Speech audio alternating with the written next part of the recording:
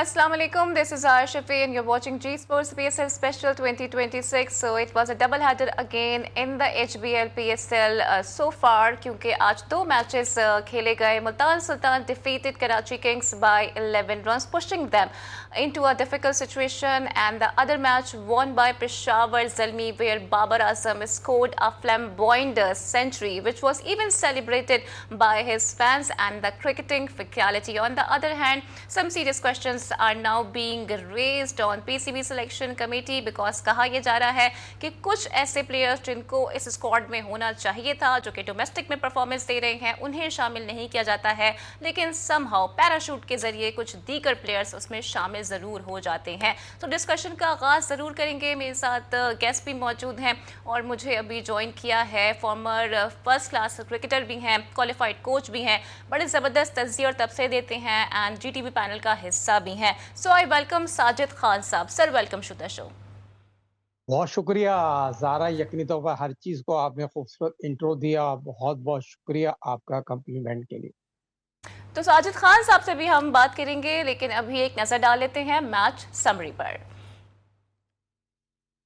आज पेशावर ज़ल्मी ने सबको सरप्राइज किया क्योंकि इससे पहले इसी PSL में 246 रन स्कोर किए और आज अपना रिकॉर्ड तोड़ते हुए 255 रन्स स्कोर बोर्ड पे लगा दिए और वहीं पर आई थिंक कोयटा ग्लैडिएटर्स को उन्होंने डोमिनेट किया. बाबर आजम ने ज़बरदस्त परफॉर्मेंस दी है आज और एक फ्लैम्बॉयंट किस्म की सेंचुरी स्कोर की है ऑन 52 बॉल्स, जहां पर वो नॉट आउट भी रहे हैं. सिमिलरली कौसल मैंडिस ने भी आज ज़बरदस्त परफॉर्मेंस दी और 83 रन स्कोर किए हैं. तो पेशावर ज़ल्मी इस वक्त पॉइंट्स टेबल पर भी राज करती हुई नजर आ रही है और ये मैसिव विन है. अभी तक कोई भी टीम इस PSL में इतने बड़े मार्जिन से नहीं जीत पाई है क्योंकि 118 रन से पेशावर ज़ल्मी ने कोयटा ग्लैडिएटर्स को इसी PSL में दूसरी बार हरा दिया है. तो साजिद खान साहब, बाबर आजम पर बड़ी तनकीद हो रही थी और कहा तो ये भी जा रहा था कि वो T20 के प्लेयर तक नहीं है, लेकिन बाबर आजम ने आज साबित कर दिया है कि उनकी T20 क्रिकेट अभी बाकी है.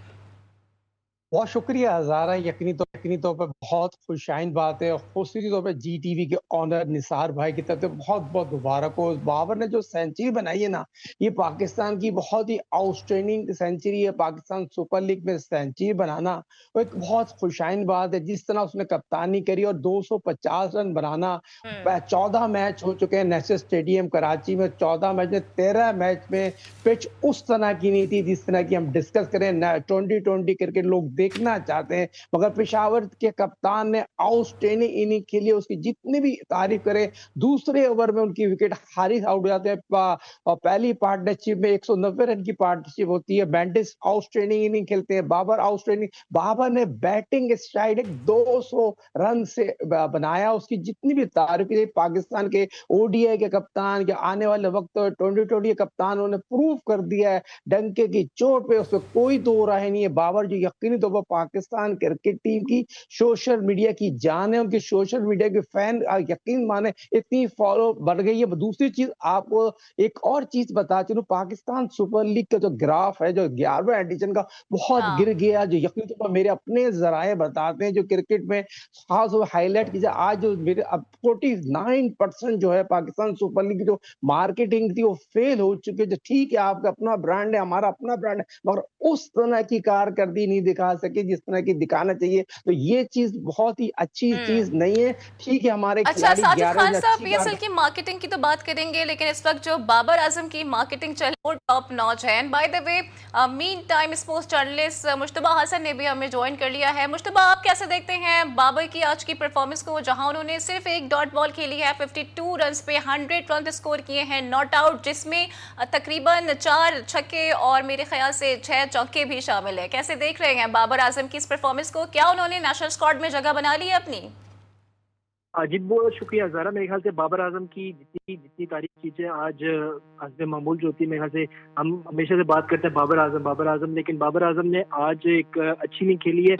जिस वक्त अच्छा खेलता है तो उनको क्रेडिट जरूर देना चाहिए. आज उन्होंने सिर्फ एक डॉट बॉल खेली और 52 बॉलों पर अगर 100 रन बनाते हैं, जिसमें 4 छक्के और 6 चौके भी शामिल है, तो मेरे ख्याल से 192 रन की, ये 192 की स्ट्राइक रेट से जो इनिंग खेली है, काफी अर्से बाद इस तरह की इनिंग हमने देखी है किसी भी पाकिस्तान की स्टार बल्लेबाज की, जो इस पूरा PSL, जैसे भी साजिद ने बताया कि पूरे PSL में पाकिस्तान टीम के जो टॉप प्लेयर्स हैं वो नाकाम रहे हैं और जिसकी वजह से PSL का ग्राफ जो है वो काफी डाउन था. बाबर आजम की फैन की वजह से, बाबर आजम की सेंचुरी की वजह से आज आप देखेंगे तो पूरा सोशल मीडिया आज या तो बाबर किंग कर रहा हो, या बाबर की सेंचुरी की हाईलाइट्स आ रही होंगी, या बाबर के वो छक्के, क्योंकि बाबर बहुत कम मैचेस होते हैं जिसमें वो छक्के लगा देते हैं। आज उन्होंने एक ही मैच में 4 छक्के लगाकर बता दिए कि वो भी छक्के मारने की काबिलियत रखते हैं। तो मेरे ख्याल से बड़ी अच्छी इनिंग है, इसमें कोई शक नहीं है कि उन्होंने आज पेशावर ज़ल्मी, क्योंकि एक तो टेबल टॉपर्स भी हैं, जिस तरह वो पूरी उन्होंने 8 टीमों पर अपना जो गलबा कायम किया हुआ है, वो आज एक मतलब फिर उन्होंने साबित किया। 255 रन का पहाड़ अदब जो था वो यकीनी तौर पर बहुत बड़ा टारगेट था ग्लैडिएटर्स उनके लिए, क्योंकि उनकी बैटिंग ऑलरेडी परफॉर्म नहीं कर पा रही जिस तरह उनकी बैटिंग होनी थी। लेकिन दूसरी अगर हम देखा जाए थोड़ी सी बात करते हैं कोयटा की बॉलिंग पे, तो कोई ऐसा बॉलर मुझे उस तरह नजर नहीं आया जो बाबर आजम को रोक सकता था, क्योंकि जानदाद खान, अजहर जोसेफ, अबरार अहमद, सऊद शकील, उस्मान तारिक, साकिब खान में से कोई ऐसा नामवर बॉलर नहीं था इस टीम में जिसके खिलाफ बाबर आजम ने सेंचुरी बनाई है। तो सेंचुरी जरूर बनाई है, अच्छी बात यह है कि पाकिस्तान क्रिकेट के लिए एक और सेंचुरी बाबर आजम ने बनाई है। लेकिन मुझे यहाँ पे थोड़ा सा ये है कि कोयटा की बॉलिंग है उसमें काफी वीकनेसेस नजर आई थी, और वो वीकनेस जो है उसको बाबर आजम ने आज भरपूर फायदा उठाया, जिसकी बदौलत उन्होंने 4 छक्के मार दिए। तो अब कोयटा को अपनी बॉलिंग पर जरूर देखना पड़ेगा कि आखिर बाबर आजम अगर 4 छक्के लगा सकता है तो उनकी बॉलिंग कहाँ खड़ी है, और आगे जो PSL के अभी बाकी मैचेस भी हैं, तो अगर वो इस तरह की परफॉर्मेंस देंगे बाबर आजम या पेशावर ज़ल्मी के खिलाफ, तो वो PSL में आगे कैसे जाएंगे। और इस बॉलिंग लाइनअप के साथ मेरा नहीं ख्याल कि कोई भी टीम टूर्नामेंट जीत सकती है। अच्छा साजिद खान साहब, आप कैसे रेट करेंगे, क्योंकि देखें बाबर ने एक तरफ सेंचुरी भी स्कोर की, फिर कप्तानी भी उनकी ज़बरदस्त रही है, क्योंकि पहला ओवर उन्होंने इफ्तिखार से भी डलवाया और माजी में भी इफ्तिखार की वो तारीफें करते रहे हैं। हालांकि वो ये भी कह चुके हैं कि पिच रीडिंग इफ्तिखार से ज़्यादा अच्छी कोई और कर नहीं सकता है। बहुत प्यारा सवाल किया है। इफ्तिखार ने 24 रन दिए, 4 ओवर में आउटस्टैंडिंग बॉलिंग की है। बासित का जिक्र ना करूं तो बहुत बड़ी ज्यादती होगी। यंग बासित ने आउटस्टैंडिंग बॉलिंग की। बाबर ने जिस तरह बासित और इफ्तिखार की बात की है, देखिए ये आउटस्टैंडिंग होती है। प्रेजेंट माइंड एक ग्राउंड में इन्वॉल्व थे, मगर ज़ारा और यकीनी तौर पर बहुत इंपॉर्टेंट है। बाबर की सारी मेहनत के पीछे उस्मान चौधरी का रोल है, जो कोच है उनके, उन्होंने बड़ी मेहनत की। उस्मान चौधरी उनके साथ रहते हैं, मोटिवेट से पुराने PIA क्रिकेट एकेडमी के प्लेयर है, अंडर 19 भी खेले में, उनको बेहतरीन मोटिवेट किया है। बाबर को और क्रेडिट उस्मान चौधरी को जाता है। जब बाबर ने इतनी आउटस्टैंडिंग कारकर्दगी दिखाई है, जब हम तंकीद करते थे तो बहुत ज्यादा तंकीद करते थे, उस्मान हमें कहते थे। आज उस्मान चौधरी आपको बहुत मुबारक हो, और पूरी पेशावर ज़ल्मी की मैनेजमेंट को, जावेद आफरीदी साहब को इसलिए मुबारक हुई, पाकिस्तान की जीत है। हम इस तरह की क्रिकेट के तवक्को रख रहे होते हैं बाबर से, जिस तरह कि आज इन्हीं के लिए ये अच्छी चीज है, ये जस्टिस यंगस्टर के लिए बहुत अच्छा जा रहा है। मगर चीज अभी जो बात की जाए, देखिए कोयटा ने तो बहुत गंदी बॉलिंग की है। बिल्कुल, आप इनकी मैनेजमेंट की बात कर रहे हैं, कोयटा की बॉलिंग की तरफ भी मैं जरूर आऊंगी, क्योंकि जाहिर है क्वेश्चन तो वहां पर भी रेज होते हैं। लेकिन शहजाद है ना, वो ओटिस गिब्सन की बहुत तारीफें कर रहे हैं, क्योंकि वो कह रहे हैं कि उनकी मेंटोरशिप में बाबर आजम की जो परफॉर्मेंस है, ऐसा लग रहा है कि मेंटल ब्लॉकेज से वो बाहर आ गए हैं। तो अभी मुझे ब्रेक के लिए कहा जा रहा है, ब्रेक के बाद जब वापस आएंगे तो कुछ दीगर गेस्ट भी हमें ज्वाइन करेंगे, so stay tuned with us.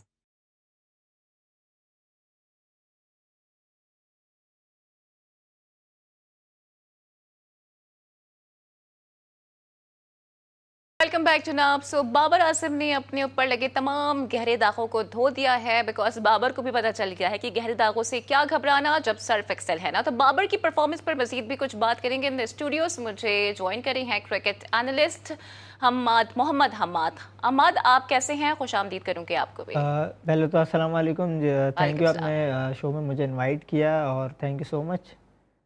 ठीक है अमाद, तो मैं आपसे भी क्वेश्चन करूंगी, लेकिन साजिद खान साहब की तरफ पहले चलते हैं, क्योंकि साजिद साहब बहुत तनकीद होती थी बाबर पर जब वो परफॉर्मेंसेस नहीं किया करते थे, लेकिन आज उन्होंने उन तमाम लोगों को जो उन पर तनकीद किया करते थे बड़ा करारा जवाब दे दिया है। और आज मैं देख रही थी कि चाहे अहमद शहजाद हो, चाहे मिसबाउल हक हो, उनके लिए प्रेस कर रहे हैं, क्लैप कर रहे हैं।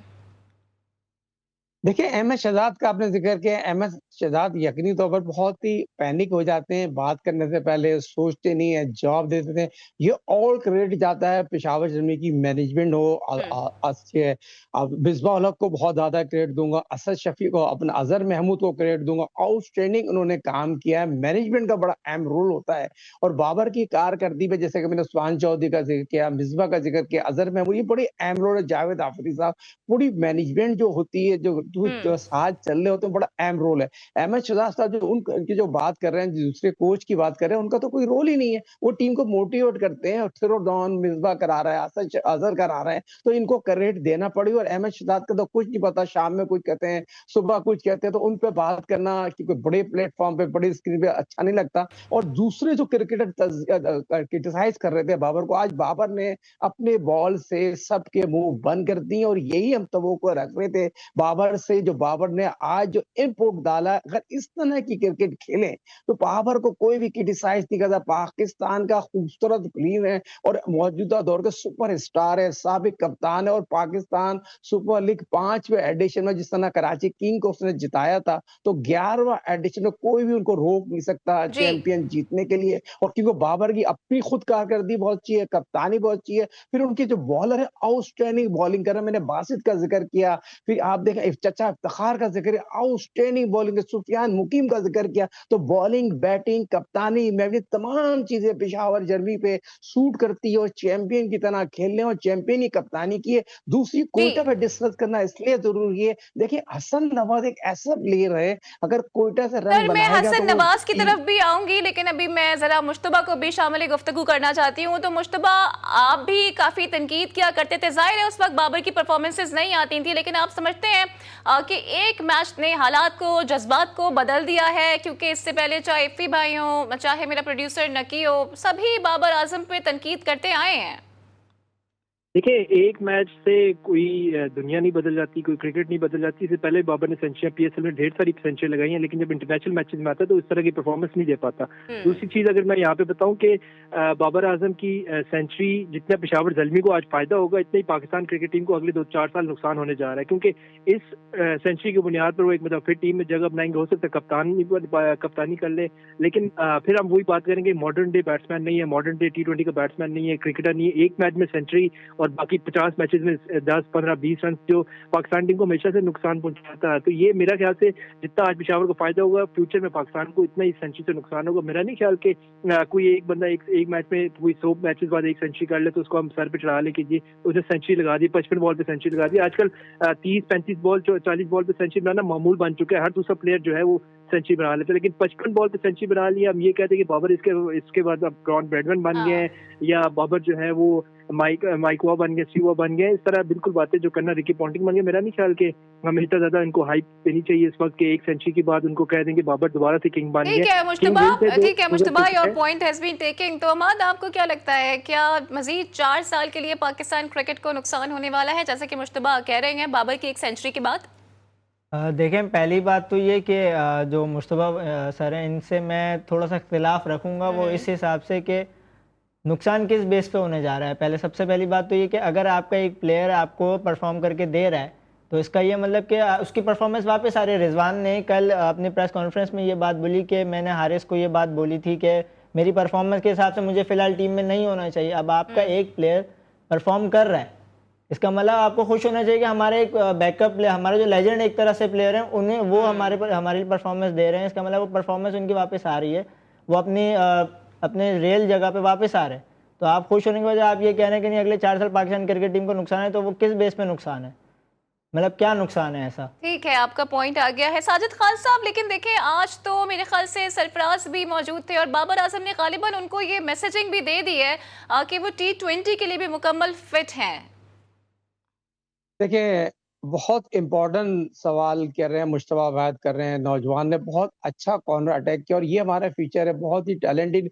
ये क्या नाम है इनका बच्चे का? मोहम्मद हमाद। अम्माद ने बहुत अच्छी बात देखी, यही हमारा फ्यूचर है। अम्माद जिस तरह बात कर रहे हैं, उनको कॉन्फिडेंस देना चाहिए।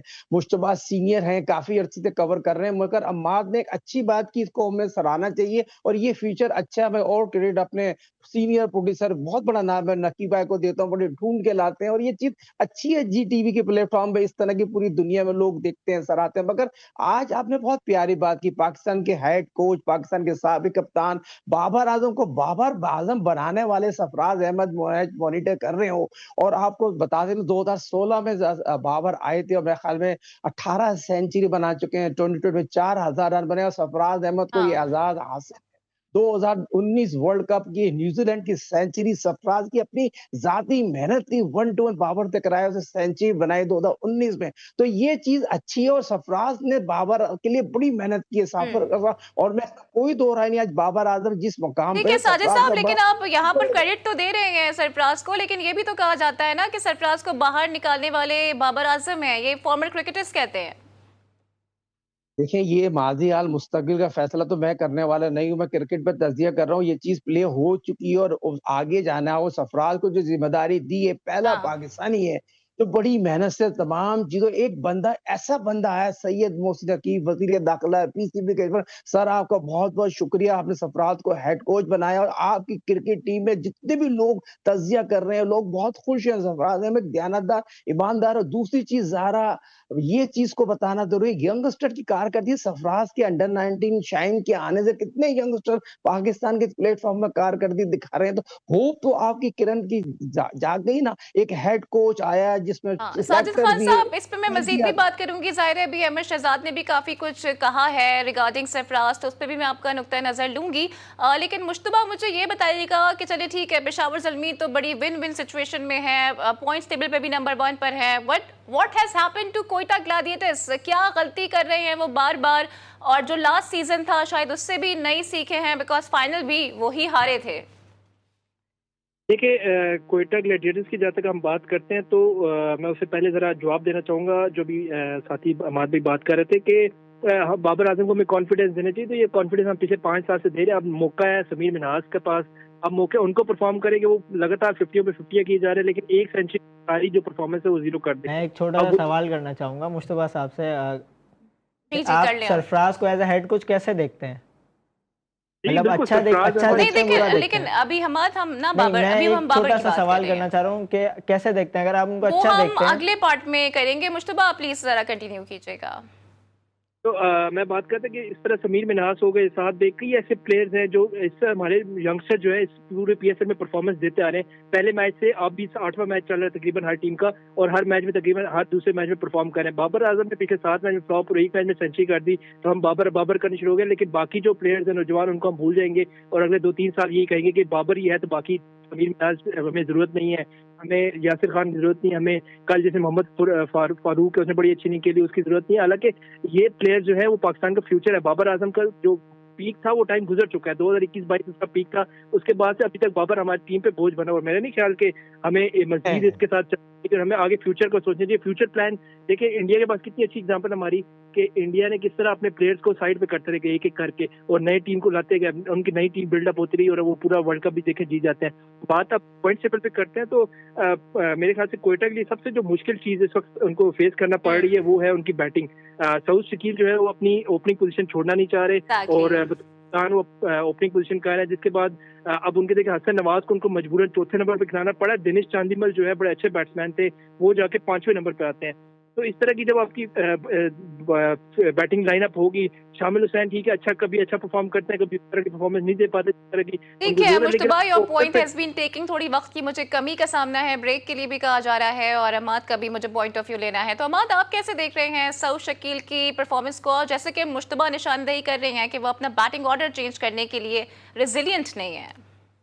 देखें, कोयटा का इनके पॉइंट एक वैलिड जो मुझे यही लगा कि कोयटा सबसे ज़्यादा जो स्ट्रगल कर रहा है वो अपनी बैटिंग ऑर्डर पे ही स्ट्रगल कर रहा है। उसकी वजह ये है, लास्ट मैच भी अगर हम देखें तो जो प्लेयर्स परफॉर्मेंस दे रहे थे, पूरी बैटिंग लाइनअप चेंज करके पूरा स्क्वाड में आगे पीछे करके वो फिर उन्हें भेजा गया। शमाइल हुसैन जो शुरू में आपके जो 2 परफॉर्मेंस उन्होंने अच्छी दी, 50 की कमबैक लगातार 50 की उन्होंने, उसके बाद उनका बैटिंग ऑर्डर चेंज कर दिया गया, जिसके बाद वो स्ट्रगल करते रहे। कोयटा का सबसे मेन इशू जहां पर आ रहा है वो यही कि वो अभी तक समझ ही नहीं पाया हमें किस प्लेयर को किस पोजीशन पर भेजना है। वो शुरू से अभी तक वो स्ट्रगल इसी बात पे कर रहे हैं। कोयटा को सबसे पहले इसमें देखना होगा। और सऊद साहब की जहां तक बात है तो सऊद शकील का सबसे बड़ा इशू वो लॉन्ग फॉर्मेट के बैट्समैन है, और उनको शॉर्ट फॉर्मेट पे वो हमेशा स्ट्रगल करते हुए हैं। बिल्कुल, तो कोयटा ग्लैडिएटर्स इस वक्त हमें स्ट्रगल करते हुए नजर आ रही हैं, और यही पोजीशन रही तो उनका आगे राउंड में क्वालिफाई करना मुश्किल। गो के कुछ चेंजेस उन्होंने जरूर किए हैं, लेकिन टीम अभी तक जेल इन नहीं हो पाई है। तो अभी मुझे ब्रेक के लिए कहा जा रहा है, ब्रेक के बाद जब वापस आएंगे तो कुछ बात करेंगे रेड बॉल के हेड कोच यानी कि सरफराज अहमद से मुतालिक, जो कि इस वक्त डीप वाटर्स में हमें नजर आ रहे हैं by the former cricketer. So stay tuned with us.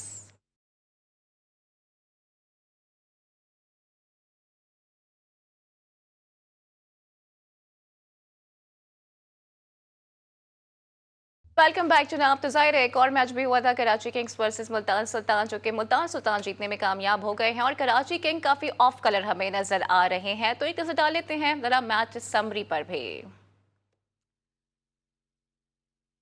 तो जनाब मुल्तान सुल्तान ने आज पहले खेलते हुए 207 रन स्कोर किए। वेयर शान मसूद ने 46 रन की इनिंग्स खेली। फिलिप्स ने भी 44 रन बनाए हैं। अवैस ने 36 एंड उसके बाद भी प्लेयर ने 26 रन की इनिंग खेली है। सिमिलरली अरफात हो, पीटर सिडल हो, एस्टन टर्नर हो, उनकी जानिब से भी ज़बरदस्त बॉलिंग का मुजाहरा किया गया। They have taken the 3, 2 and 1 wicket respectively. Reeza Hendricks ने भी कराची किंग्स की जानिब से आज 49 रन स्कोर किए। वेयर अब्बास ने भी 34 रन स्कोर किए हैं। लेकिन कराची कहीं ना कहीं आज ओवर शेडो कर गया है। तो साजिद खान साहब हमारे साथ ही मौजूद हैं। साजिद साहब, आपको क्या लगता है कराची किंग्स का क्या मसला है? क्योंकि जब से David Warner as a captain नहीं खेल रहे हैं, कराची किंग्स बिल्कुल तितर बितर होती हुई नजर आ रही है। मैं आपकी इस बात को सेकंड करूंगा, दिक्कत बदतर हो गई है और बहुत अच्छा मैच हुआ। 400 रन बने। अगर मुल्तान और कराची के मैच की बात है, टोटल 400 रन बने। मुल्तान ने आउटस्टैंडिंग इनिंग खेली है और पाकिस्तान के ओपनर बैट्समैन आज रेस्ट कर रहे थे और खेले साबदादा फरहान, जो आज मैच नहीं खेले। मगर उसके बाद जो मुल्तान सुल्तान की अगर मैं जिक्र करूं और शान मसूद का जिक्र ना करूं, आउटस्टैंडिंग इनिंग खेली है उनके। उन्होंने भी बहुत से लोगों के मुंह बंद कर दिए जो साबिक टेस्ट क्रिकेटर है, तंकीद कर रहे हैं। बेमकसद तंकीद करना हमारे क्रिकेटरों के पता नहीं क्या हो गया। अच्छा। Shan Masood very well played, outstanding inning खेली। उसकी जितनी भी तारीफ की जाए कि एमएक्स जो यकीनी तौर पर देखिए ये कराची हाँ। किंग के कप्तान नहीं थे, फिर आज आजम नहीं थे, फिर साद बेग को ओपनर मौका मिला, उस तरह का प्ले नहीं किया। मगर हसन अली का जिक्र करना हाँ, बहुत जरूरी है। आउटस्टैंडिंग बॉलिंग की है, अच्छी उसने लेकिन बैटिंग हसन की अली आप नहीं अब्बास ने। समझते कि पीएसएल और लीग में ज्यादा अच्छी परफॉर्मेंस देते हैं? पाकिस्तान टीम में कमबैक होता है तो वही मसले मसाइल शुरू हो जाते हैं। 50 रन तो खाए हैं गालिबन उन्होंने भी। नहीं नहीं, देखें ये तो पाकिस्तान सुपर लीग में आज 800 रन बने हैं। यकीनी तौर पर आज 14वें मैच में पाकिस्तान सुपर लीग जो नेशनल स्टेडियम कराची की 13 मैच में गैर मियारी विकेट थी। उस तरह की बॉलरों को भी सपोर्ट होती थी, मगर 8 बैट्समैनों ने खुद के बैटिंग की है। कराची किंग की बात की जाती है, कराची किंग के जो जो डेविड उनके कप्तान थे, वो जितने जब से कप्तानी नहीं कर रहे, मोइन अली कप्तानी कर रहे, उस तरह की कप्तानी की पाकिस्तान के 2020 कप्तान ने उस हाँ। तरह की बैटिंग नहीं की जिस तरह की लोग तवक्को रख रहे थे। इस तरह की क्रिकेट अगर वो खेलेंगे तो पाकिस्तान की, वैसी वो कह चुके हैं 2020 से गैप लूंगा। मगर ये Pakistan super league private league है, क्योंकि उनको प्ले करना है। प्ले करने के लिए इससे अच्छा प्लेटफॉर्म नहीं था। और बहुत अच्छा मुल्तान ने मैच बहुत अच्छा जमा, कराची और हम्म। मुल्तान का मैच क्लोज किया है। मैच मैं समझता था कराची की किंग जो है जीत सकती थी। कराची के जो लोग थे ना, बहुत मायूस हो गए। कराची की मौजूदा हम्म। कारकर्दगी से, खास तौर पे कप्तानी से, मैनेजमेंट से उस तरह का रोल प्ले नहीं किया। आप देखें ना, हाँ। मीर हमजा किस तरह के बॉलर हैं, क्वालिटी बॉलर, मगर बैट बॉलिंग उस तरह मैं समझता हूँ ये इस तरह की बॉलिंग से अगर ना देखें तो ये बहुत बड़ी ज्यादती हुई है। मगर एक दफा फिर मैं मुल्तान को और पेशावर को बहुत बहुत मुबारक पेश करूंगा। जी। ठीक है। तो मैडी, आपको क्या लगता है कि ये वाली जो किंग्स की टीम है वो परफॉर्म नहीं कर पा रही है? गो के जो किंग बाबर आजम है उन्होंने तो फैंस को आज खुशी कर दी है। देखें, कराची की टीम जिस तरह की अभी परफॉर्मेंस दे रही है, सिर्फ मुझे खुद अगर पर्सनल मैं बात करूं तो मुझे भी मायूसी हुई इस वजह हाँ। से, क्योंकि कहीं ना कहीं लैक ऑफ कैप्टेंसी आया मोइन अली की तरफ से। जिस बॉलर को जहां पे उन्हें प्लेसमेंट करनी थी कि जिनसे फास्ट जिस वक्त चलवानी थी उन्होंने चलवाई नहीं। उसके बाद आपके जो फास्ट बॉलर बाय बॉल 50 का सेंचुरी, हाफ सेंचुरी खा रहे हैं, उनको आप बार बार बॉलिंग पे भेज रहे हैं। तो जहाँ पे स्पिन अटैक करना चाहिए था वहाँ पे आपने फास्ट चला दिया, और फास्ट जहाँ चलाना चाहिए वहाँ आप स्पिन चला रहे हैं। तो वहाँ थोड़ी सी लैक ऑफ कैप्टेंसी आया। उसके हाँ। बाद फिर आपके बैट्समैन वही पाकिस्तान क्रिकेट टीम वाला हाल हुआ कि तू चल मैं आया, तो वो बस आ रहे थे और जा रहे थे। लेकिन जहाँ तक फाइट बैक की बात है तो हाँ। फाइट अब्बास अफरीदी ने अच्छी की। इसके बाद हसन अली ने भी थोड़ी सी कहें तो हाँ। बहुत ज़्यादा नहीं, थोड़ी सी अच्छी फाइट सही। की। लेकिन आप ये नहीं समझते कि जो नेशनल साइड के कैप्टन हैं यानी सलमान अली आगा, कराची किंग्स उनको कैप्टन क्यों नहीं बना रही है? क्योंकि इस वक्त हमें लग रहा है कि वो मुश्किलात में घिर चुके हैं। देखें, अगर एक्सपीरियंस की बेस पे बनाया तो आई थिंक वार्नर के बाद एक्सपीरियंस कराची की टीम में मोइन अली का ही ज़्यादा था, जिसकी वजह से उन्हें कैप्टन बनाया गया। सलमान अली का नो डाउट गुड ऑप्शन है कैप्टनसी के लिए, लेकिन उन्होंने ना बनाने की, जहाँ तक मुझे लगता है, वजह यही कि वो उन्होंने एक्सपीरियंस पे मोइन अली को कैप्टन बना दिया। हाँ। लेकिन चेंजेस की बहुत बहुत ज़्यादा नीड है। आपके पास बहुत अच्छे अच्छे बॉलर्स अभी बेंच हैं, जैसे एहसान उल्लाह हो गए, हमारे पास बहुत अच्छे बॉलर्स हैं, हमारे पास सारे बॉलर कराची के जो है पिट रहे हैं इस वक्त, जैसे मीर हमजा भी बहुत ठीक है, यानी कि आप रन कह खा रहे हैं कि लिए एक्सपीरियंस की बेसिस पर मोइन एक्सपीरियंस अली की को बेसिस पे। सिलेक्ट किया बिल्कुल गया है बिल्कुल एज अ कैप्टन। सादिक बिल्कुल। खान साहब, लेकिन सोशल मीडिया पर मैं ज़ारा एक देखूँ ना तो बड़ी एक कंट्रोवर्सी हो रही है रिगार्डिंग रिजवान, क्योंकि उनसे जब कल ये सवाल हुआ कि भाई क्या आप समझते हैं कि आपकी जगह बनती है या नहीं बनती, तो वो ये कहते हैं कि भाई इसका ये मतलब तो नहीं है ना कि मैं हार मान के पीछे चला जाऊं। मतलब उन्होंने बता दिया है कि वो T20 की जान नहीं छोड़ेंगे। आज मुझसे सवाल किया है जी जी, मुश्तबा से। आपसे ही पूछा है मैंने। देखिए रिजवान को तो खुद ही कप्तानी से रिजाइन कर देना चाहिए। 7 मैच हो चुके हैं, 7 मैच में उन्होंने क्लब लेवल की कप्तानी की है। खुद की कारकर्दगी उस तरह की नहीं है जिस तरह की हम तवक्को रखना थे रिजवान से। पाकिस्तान के साबिक कप्तान हैं, टेस्ट के प्लेयर हैं, आउटस्टैंडिंग क्रिकेट खेलते हैं, मगर पाकिस्तान सुपर लीग 10वें एडिशन 11वें एडिशन है, उस तरह की कारकर्दगी उन्होंने नहीं दिखाई। जी उसकी टीम भी बहुत ज्यादा सफर हासिल करी, फिर उनका सिलेक्शन में बहुत ज्यादा इन्वॉल्व था। अब्दुल रहमान और रिजवान ने बहुत ज्यादा टीम 11 की टीम बनाने में सेलेक्ट की है। हम बात कर रहे थे अब्दुल्ला फजल को उन्होंने उस तरह का मौका नहीं दिया। सोशल हाँ। मीडिया पर उन्होंने ट्वीट कर दिया हमारी दरिया, भाई उनकी दरियाफ्त नहीं है। पाकिस्तान सुपर लीग के पहले वो पाकिस्तान की जो नेशनल 2020 हो रही है उसमें कराची से बेस्ट बैट्समैन बना, उसने आउटस्टैंडिंग इनिंग खेली, तो उनकी दरियाफ्त है। और जब डिपार्टमेंट से खेलता उनकी पहली दफा पाकिस्तान सुपर लीग में पिंडी ने उनको पिक किया, उसके बाद उसको मैच में ड्रॉप कर दिया। मैं ये समझता हूँ रिजवान की बॉलिंग सेक्शन हाँ। उस तरह की, आमिर ने उस तरह का प्ले नहीं किया, फिर दूसरा जमान अनफिट हो गया, फिर जो उनकी 11 की टीम जो खिलाते हैं ना, उस तरह की रिजवान ने और अब्दुल रहमान ने उस तरह की टीम नहीं खिलाई जिस पर हम डिस्कस करें। अभी मुश्तबा से मेरे एक सवाल है आपके प्रोग्राम में, देखें अभी एवेक्स सैम जो हम बात करें सैम कंपनी है, सैम जो कंपनी है, तो जो पाकिस्तान सुपर लीग का 11वां ग्राफ इतना गिर गया है। मैक्सम कंपनी के सीईओ उजैर हसन साहब फिर पाकिस्तान मुश्तबा के से बीच में आपके मौजूद। सवाल का मैं जवाब लूंगी, लेकिन अहमद शहजाद से मुतालिक भी मेरा आपसे सवाल है जो कि मैं डेफिनेटली आपके दूंगी इस ब्रेक के बाद, क्योंकि कहा यह भी जा रहा है कि सरफराज जो कि खुद इतना कुछ एक्सपीरियंस कर चुके हैं, जब उन्हें साइडलाइन किया गया, लेकिन उनके टेन्योर में भी अब जो इमर्जिंग टैलेंट है उसके साथ यही सब कुछ हो रहा है। सो स्टे ट्यून विद अस।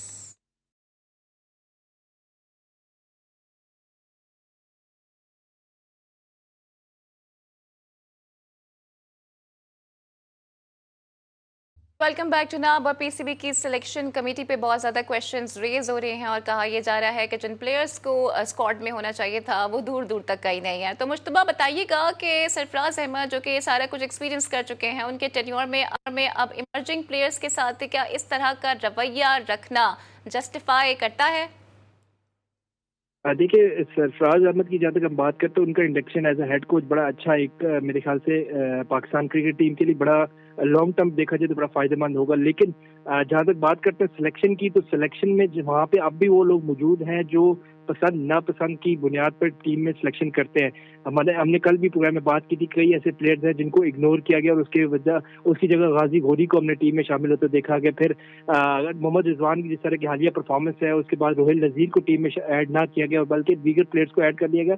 तो हमारे पास हेड को चेंज होने से ऐसा नहीं होगा कि सिलेक्शन कमेटी में भी कोई अच्छा इमेज जाएगा या कोई अच्छा चीजें देखने को हमें मिलेंगी। वरना यही होना चाहिए था कि हेड कोच है तो अपनी मर्जी से टीम सेलेक्ट करता है, लेकिन यहाँ पे पाकिस्तान है, पाकिस्तान क्रिकेट टीम में हेड कोच का काम सिर्फ ऑन द फील्ड है। सिलेक्शन कमेटी में उसका कोई किरदार हमें देखने को नहीं मिलता। माजी में भी हमारे पास ऐसी कई मिसालें हैं। आपके पास बड़ी अच्छी एग्जाम्पल है माइक हसन की, वो टीम की कोचिंग तो करते हैं लेकिन उनकी पसंद नापसंद या उनकी सिलेक्शन जो होती है वो बिल्कुल नजरअंदाज कर दी जाती है। वो उनको ये नहीं पता तो आखिरी लम्हा तक कि कौन से 11 प्लेयर्स हैं वो ऑन द फील्ड जाके खेलेंगे। T20 वर्ल्ड कप हो, वनडे हो, टेस्ट मैच हो, कोच को नहीं पता होता कि किस खिलाड़ी 11 खिलाड़ियों ने जाके मैच में खेलना है। ये हमारा सिलेक्शन कमेटी में बड़ा एक किरदार ऐसा है। हमारा 7 मशकूक लोग हैं वहाँ पे जो सामने भी नहीं आते और टीम अनाउंस करने आते हैं। तो एक और मुश्तबा माजी में भी जो सिलेक्शन कमेटी रही है उसकी सिलेक्शन पर काफी ज्यादा क्वेश्चंस उठते रहे हैं। साजिद खान साहब, आपको क्या लगता है जो अहमद शहजाद ने कहा, क्या देखें ना, क्या एक शख्स को इतने मल्टीपल ओहदे दिए जाना सही है? ये तो फिर इस बात की निशानदेही है ना कि जो बाकी दीगर फॉर्मर प्लेयर्स हैं शायद वो इतने केपेबल नहीं है। देखिए, पहले उनको बात करने से पहले सोचना चाहिए कि सरफराज अब पाकिस्तान टीम के हेड कोच हैं और शाहीन और उसके आने वाले वक्तों में आपको पता चल जाएगा जो उनकी जो ज़िम्मेदारी है पाकिस्तान टीम के साथ जुड़ गई है। हेड कोच हैं पाकिस्तान के लिए बड़ी खुशाइन बात है। सरफराज अहमद जो पाकिस्तान का एक बहुत बड़ा नाम है, साबिक कप्तान है, 55 टेस्ट मैच खेले हैं, 4 सेंचुरी बनाई है। देखिए सिलेक्शन कमेटी की क्या बात आ रही है, गौरी ने 2 सेंचुरी बनाई है, उससे पहले पाकिस्तान के ओडीआई में विकेट कीपर था, बहुत सही है।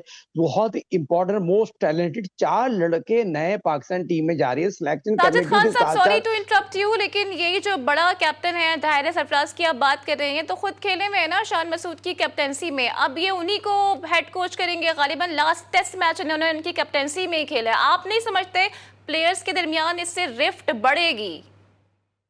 बहुत प्यारा सवाल किया। 2023 ऑस्ट्रेलिया में आखिरी मैच खेला था सरफराज अहमद में, शान मसूद कप्तान थे और प्रोफेसर हफीज उसके मेंटोर थे, हेड कोच थे। उसके बाद सरफराज अहमद पाकिस्तान क्रिकेट टीम में भारी काम कर दिया, उनको ड्रॉप कर दिया गया, लाकिन डिसाइडिंग सिलसिले से उनको निकाल दिया। मगर सैयद मोहसिन रफी साहब ने उनको नए रोड में लेके आए, हेड कोच लेके आए, सिलेक्टर लेके आए। दोबारा मैं उसी फॉर्म पे आऊंगा, एक नई जिम्मेदारी है, नई उम्मीद की किरण कायम हुई है, हमें मौका देना चाहिए। इस जिम्मेदारी से दूसरे जो एक्स क्रिकेटर है, मुझे पता है कौन-कौन क्या बात कर रहा है, वो सिर्फ बयानबाजी पे तवज्जो दे रहे हैं। आप किसी को काम करने का मौका तो दें। पाकिस्तान ये 2026 और 27 की साइक्लिंग में 5वें नंबर पे है आपकी टेस्ट टीम पे, और शान मसूद पाकिस्तान का आउटस्टैंडिंग क्रिकेटर है। मेरे ख्याल में 55 टेस्ट मैच खेला है, 14 साल से पाकिस्तान क्रिकेट टीम में मौजूद है। इंशाअल्लाह ताला पाकिस्तान क्रिकेट टीम आपको आगे जाके रेड बॉल में आउटस्टैंडिंग क्रिकेट खेलते हुए नजर आएगी। हमें सपोर्ट की जरूरत है। बांग्लादेश में जाके बांग्लादेश को इंशाअल्लाह ताला पाकिस्तान टीम सरफराज अहमद, असद शफीक, उमर गुल के होते हुए इंशाअल्लाह पाकिस्तान और शान मुझको तो वहां जाके हरा गया कि इंशाअल्लाह ताला। ठीक है सर, हम भी यही नेक तमन्नाओं ख्वाहिशात का इजहार करते हैं पाकिस्तान क्रिकेट टीम से। लेकिन मैडी, आपको क्या लगता है, क्या सरफराज के टीम में इस तरह से इंक्लूजन की बात आप समझते हैं कि पाकिस्तान क्रिकेट टीम में कोई बेहतरी आएगी? देखें, सबसे पहले तो ये कि सरफराज को काफ़ी टाइम से कंसीडर किया जा रहा था एज अ हेड कोच, और मतलब देर है दुरुस्त है। मैं तो कहूँगा एक नए दौर का आगाज़ होने जा रहा है पाकिस्तान की टेस्ट क्रिकेट के अंदर।